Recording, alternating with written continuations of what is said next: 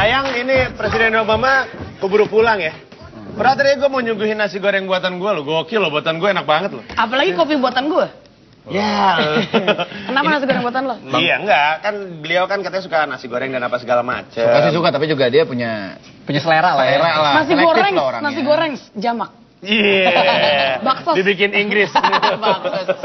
Bang Bara. Sosial. Kalau saya sih ya ngelihat kemarin Barack Obama kesini gitu kan, ketemu sama petinggi-petinggi ya. Ini kalau saya sih melihat agak sedikit minder orang Indonesia itu. Nggak tahu nih, bener nggak ya? Kalau saya merasa, wah Amerika, wah Barack Obama. Amerika. Gitu. Kalau saya melihatnya begitu Bang. Menurut Abang gitu nggak sih? Ada rasa rendah diri gitu. Saya rasa enggak. Itu mungkin didasari pada kekaguman terhadap Obama selama ini. Bagaimanapun dia memang merupakan international rockstar. Walaupun popularitasnya di Amerika menurun dan juga di dunia menurun, tapi dia masih sangat populer ya. Dan bahwa dia pernah tinggal di Indonesia itu kan menambah keinginan orang untuk bertemu dengan Obama secara langsung. Jadi saya pikir kalau misalnya memang sambutan luar biasa yang ditunjukkan oleh publik dan juga pemerintah, sangat wajar saja. Bagaimanapun kan Amerika adalah negara superpower. Ada orang yang pernah tinggal di Indonesia selama 4 tahun, kebetulan juga kulitnya hitam, seorang minoritas, ya, bisa mengalahkan keraguan-raguan bahwa dia bisa menjadi presiden dengan latar belakangnya. Ternyata dia bisa berhasil. Itu kan makin menambah keraguan terhadap Obama. Cuma saya nggak habis pikir Bang, kenapa saya nggak diundang ke itu? Kamu mah siapa? Kamu siapa? Ya pengen aja. Tapi emang bener sih, boro-boro lah dia pengen ketemu sama Presiden Obama. Pedagang aja pada tutup kan karena nggak ada dagangan. Emang kemarin aja emang gimana nasib gue sebagai pedagang kopi? Baik-baik aja. Apa sih? Bang, Gian aku nanya ya, aku pengen nanya juga nih. Selama Obama ada di Gedung Putih, pernah nggak sih dia membuat kebijakan yang menguntungkan kami, bangsa Indonesia? Oh, kita sekarang sedang masuk dalam fase baru dalam hubungan dengan Amerika Serikat. Semenjak Obama? Iya, jadi kita ketika Obama di Jakarta beberapa yang lalu, dia dengan Presiden Yudhoyono menandatangani apa yang dinamakan dengan Comprehensive Partnership Agreement. Tapi sebetulnya itu sudah disiapkan agak lama dan memang ada beberapa aspek dari Comprehensive Partnership itu yang sudah berjalan. Sebelum ditandatangani maksudnya? Sebelum ditandatangani. Itu kan secara hanya simbolik saja gitu. Jadi itu kan menyangkut kerjasama dalam bidang kesehatan, pendidikan, kemudian juga lingkungan hidup, mengenai climate change. Jadi kebijakan Obama baik buat kita? Dalam kerangka itu ya memang itu belum pernah sebelumnya Indonesia itu menandatangani kerjasama yang sangat detail, yang sangat komprehensif seperti yang kita miliki sekarang ini, yang namanya Comprehensive Partnership Agreement. Jadi memang kan ini sekarang ini Indonesia lain dengan Indonesia yang dulu Obama tinggal ya, tahun 67 sampai 71. Indonesia adalah sekarang sebuah demokrasi, kita sudah lebih 12 tahun melakukan transisi demokrasi kita. Walaupun belum sempurna dan belum matang, masih banyak hal yang kita lakukan, tapi kita sudah dinilai sebagai the world's third largest democracy. Jadi memang kita dengan Amerika mempunyai common values gitu. Jadi kita bisa memulai suatu hubungan berdasarkan common values, berdasarkan mutual respect, berdasarkan tujuan-tujuan bersama, dan kita dengan Amerika bisa melakukan kerjasama dalam tatanan global gitu. Bang, tapi sebenarnya kalau kita bilang Obama menarik perhatian dunia kepada kita tuh benar juga, dan ada dampaknya secara ekonomi. Ambil contoh gini deh, banyak orang di luar nggak tahu Indonesia.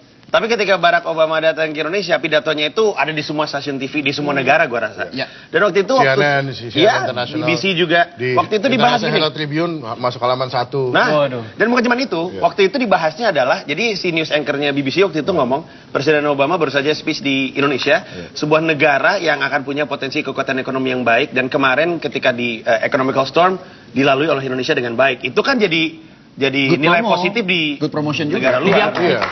TV apa tadi? BBC. Channel berapa? Antena lo kurang gede. Di rumah gua nggak ada. Lo cuma UHF doang, mana bisa dapet. Beda itu mah. Tapi Jinji. Wah, apa? Aduh, kan ini habis makan pisang seret dikit. Minum dulu. Emang suara lu begitu dari dulu juga. Kalau makan pisang. Enggak, itu kan 2 kali ketunda. Ya kan, 2 kali ketunda. Terus sekarang datang pas lagi letusan Merapi nih. Begitu yang ada isu abu vulkanik nyampe ke Jakarta. Seharusnya kan itu presiden negara adik kuasa gitu, harusnya dilindungi. Nah itu ada hubungannya nggak tuh? Oh, lu merasa ada kayak agenda di balik itu? Nah iya nggak sih? Hubungannya dengan apa? Dengan letusan atau? Enggak, jadi 2 kali ketunda, baru datang sekarang. Padahal sekarang lagi letusan Merapi justru gitu. Tapi kan ini kan direncanakan udah lama. Iya. Oke, tapi Bang, Kenapa sekarang gitu? Itu sih Jadi perencanaan. rencana kan udah lama. Letusan kan tidak diprediksi waktu ini direncanakan, waktu kunjungan Iya. direncanakan. Jadi nggak ada apa-apa. Kemudian gini juga ya, artinya dia sudah merencanakan datang ke Indonesia. Kemudian ada letusan gunung api, kemudian dia batalkan. Dia juga posisi serba salah. Saya pikir juga dia yang datang ingin menunjukkan solidaritas dia dan solidaritas bangsa Amerika terhadap apa yang sedang kita lalui selama ini. Dia juga Justru dengan datang kan dunia juga jadi tahu dia tentang makin kejadian menambah api. perhatian dunia terhadap apa yang sedang Terjadi di Indonesia alami oke, gitu. kita nggak usah ngomongin itu deh Bang. Tapi ada satu hal nih, kita seakan-akan Obama datang ke sini, semuanya diuntungkan, negara lain melihat Indonesia dan segala macamnya. Yang aku pengen tahu sebenarnya Amerika itu punya kepentingan nggak sih dengan mereka datang ke sini kepada kita? Untuk kepentingan mereka tuh Saya yakin pasti ada itu. Maksudnya kayak hidden agenda. iya hidden agenda buat mereka sebenarnya ada nggak gitu? Ada itu maksudnya tadi. Iya. Seperti itu, Iya, bener kan, oke. Ki? Iya, Gimana tuh Bang? Penasaran nih. Nggak ada yang niat ngebantu ikhlas, pamrih itu tidak ada, pasti ada maksudnya. Ya, Gimana tuh Bang? Jangan gitu dong. Gimana tuh Bang? Ini saya katakan begini ya. jauh. Yang saya katakan tadi kan saya sudah katakan. Kebijakan luar negeri itu tidak bisa didasari oleh romantisme masa lalu. Hanya kadang-kadang orang itu pernah tinggal di negara itu, kemudian orang itu menjadi presiden, dia akan memberikan perhatian lebih pada negara itu.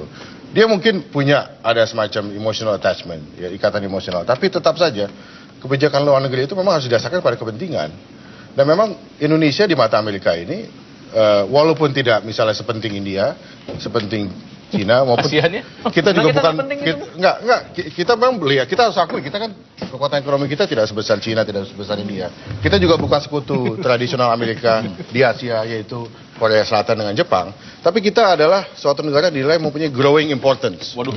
Jadi Growing apa itu ya? Jadi Ya kepentingan. Makin lama makin penting. makin lama ya. makin penting gitu. Karena kita adalah suatu emerging economy, pasar kita besar, kita negara terbesar di Asia Tenggara, ya. Kita kebetulan juga sebuah demokrasi berpenduduk mayoritas muslim yang moderat, ya.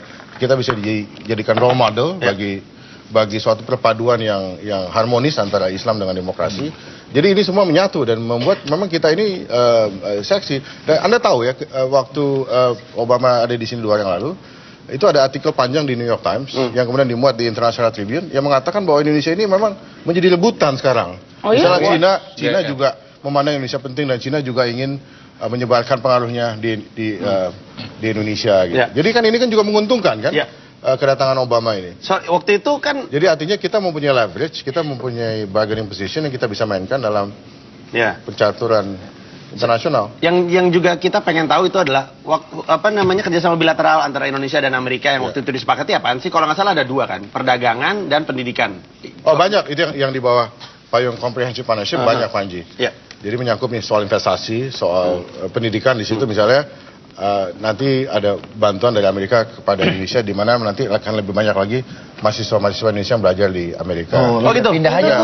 Tapi Bang, maaf ya Bang ya. Kita bisa dong. Saya bisa. Lulus dulu, gila. Dulu kuliah.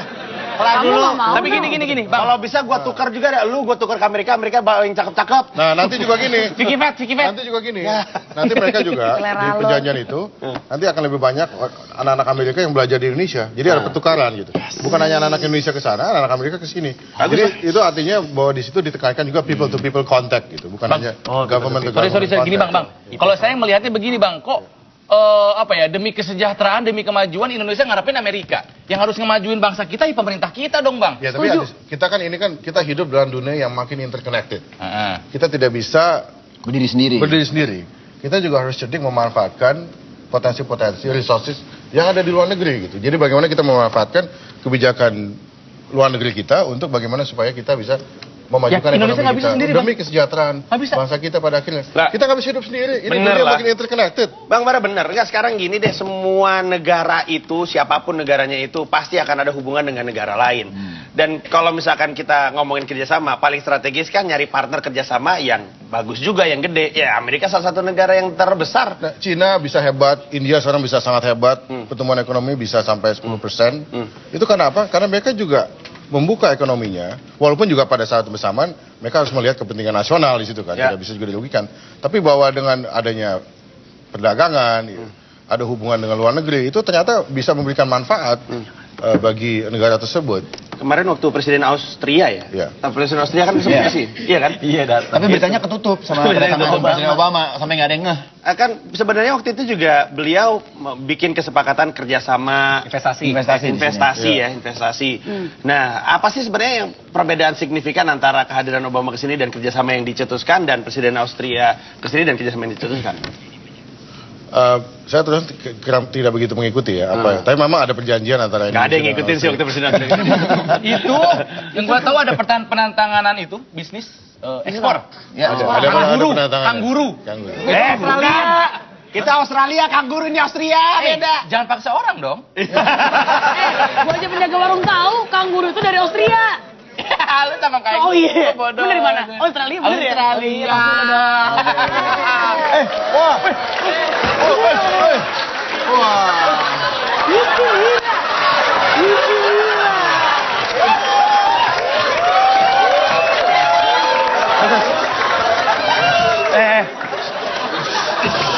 Taruh. Woi. Orang penting mau ngomong. Pulang kampung nih. Pulang kampung. Sate. Silakan. The eagle has landed. Baso. Tepuk tangan dulu Presiden Obama. Ini presiden. Bang Bara. Bang Bara. Ini orangnya ada ini. Mr. Presiden, kirain udah kembali. Ini beneran.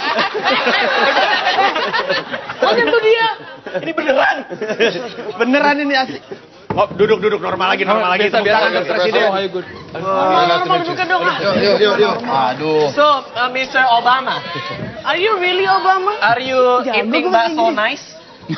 Basos. Yes. Karena itu saya masih kembali di Indonesia lagi. Karena saya masih kangen makan bakso. Si Obama. Lu mesti tahu. Ini kemarin itu ada yang nonton Presiden Obama di UI nggak? Iya, kuliah umum ya. Nah, itulah kalau bikin pidato. Ngomongnya tuh enak, ada Inspiratif. lawaknya. Nggak pakai teks. Nggak pakai sih, ada contekan Tapi sedikit. pointer, Iya. silakan. Kemudian itu yang kayak gitu tuh, kita butuhin seperti itu. Belajar dari Pak Obama ngomongnya jelas, betul Pak ya? That's exactly. Iya. Nah, itu yang sebenarnya kayak gini-gini nih yang penting. nih. Mr. Obama, kasih pesan-pesan dong buat penonton provokatif, proaktif. Buat orang-orang kayak Ronald nih. Coba nih, silakan ke kameranya yang nyala. Ya. Dulu saya tinggal di Indonesia, tapi kalau soal nonton TV, provokatif, proaktif aja.